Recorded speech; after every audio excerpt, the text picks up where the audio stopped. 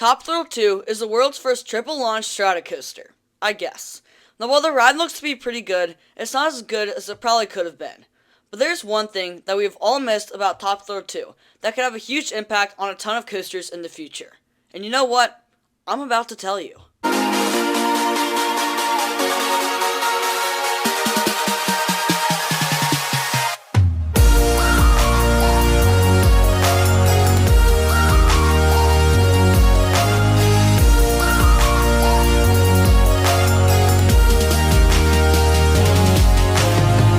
Well, what's this thing we all missed with Top Thrill 2? Well, it has to do with the trains.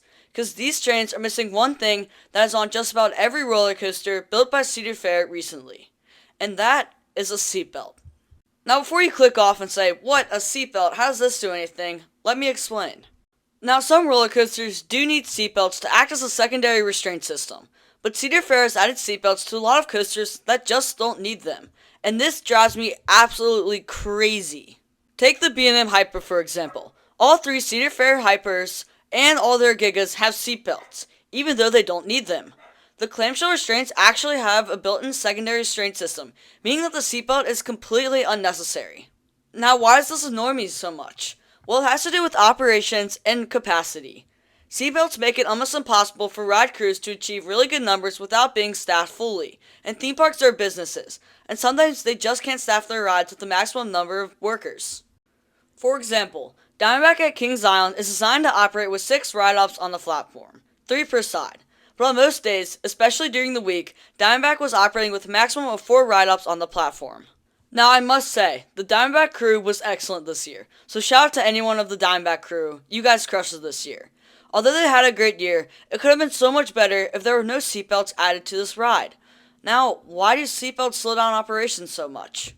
Well, it's just another thing the ride-ups have to do each cycle, and a lot of times, someone on the train doesn't secure their seatbelt correctly, and the ride-ups have to properly secure it for them. It just takes even more time.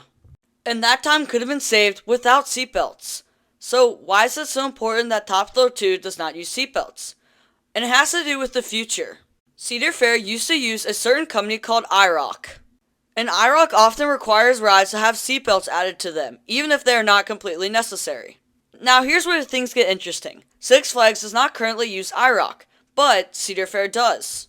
Well, will they keep IROC or will they go with the rules Six Flags already has in place at their other parks? And this got me thinking, because if Cedar Fair was still working with IROC, then they probably would have added seatbelts to Top Thrill 2. But if they're going to keep seatbelts off, does that mean that the new Six Flags company will not use IROC?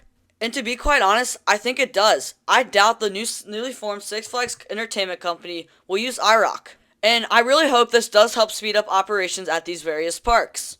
And hey, I would like to get on as many coasters as possible whenever I visit a theme park. And fast operations help with that so much. And besides, it's always nice when a ride crew is really killing it and the line's moving fast. Another reason why the Six Flags Entertainment Company would want to drop IROC is to save on cost. One of the main goals of this merger was to eliminate debt and cut down on unnecessary costs. And given that Six Flags took all this time to create their own safety rules that are actually perfectly safe, why would they keep wasting money giving it to IROC when they could be using the rules that Six Flags has created? This would make a lot of sense because it would A, save money, and B, help the operations at all their parks. And you know, fast-moving lines keep people happy. I believe that all coasters that are coming in the next couple years will not feature seatbelts if they don't need them, which is a great sign for all of us. Well, it's great that all these new coasters won't hopefully feature seatbelts, but what about all the existing ones? What about Diamondback at Kings Island, Orion at Kings Island, Fury 325, Leviathan?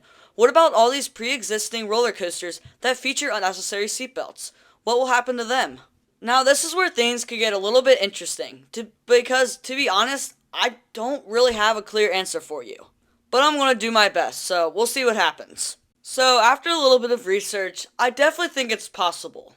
But definitely not certain. Here's why. So on B&M Hypers, for example, B&M does not require seatbelts on rides. In fact, they don't even provide seatbelts. It's the parks that choose to add them to their roller coasters. So Cedar Fair chose to add seatbelts to Behemoth, Intimidator, and Diamondback. So that truly means that these are really not necessary, and you're perfectly safe on the ride still. When you're riding a roller coaster manufactured by B&M, you're on one of the safest roller coasters you can get on. And the B&M clamshell restraint has a flawless track record. There have been no incidents reported with this restraint system, including the ones without seatbelts. Another thing we have to take into account is that Six Flags and Cedar Fair are now one company. And to be honest, why would you have a hypercoaster in one park with no seatbelts and a hypercoaster in another park with seatbelts? That doesn't make any sense. So I feel like Six Flags is going to have to make a decision whether they want seatbelts on all their hypercoasters or none of their hypercoasters, which includes Giga coasters too. And if the Six Flags company seems to be leaning towards not using IROC, then I think there's a pretty good chance that all seatbelts are removed from B&M Hypers. So is this actually going to happen? And I'm going to go with yes. I give it about a 60 to 75% chance that this will actually happen. I feel like it makes sense to remove seatbelts if you don't really need them, and you aren't using IROC. And I feel like when the Six Flags and Cedar Fair companies do officially merge and they sit down together, they're going to realize we don't need these seatbelts, and they're going to take them off hopefully all of their roller coasters that don't need them. Now let me make this clear, seatbelts are not going to be removed from every single ride in the Six Flags chain. There are multiple roller coasters that legitimately need the seatbelts to act as a secondary restraint. I was just using the B&M Hyper and B&M Giga as an example of a roller coaster that has seatbelts that doesn't need them, due to the fact that the B&M clamshell restraints already have a redundant safety feature in the actual restraints themselves, making seatbelts not necessary.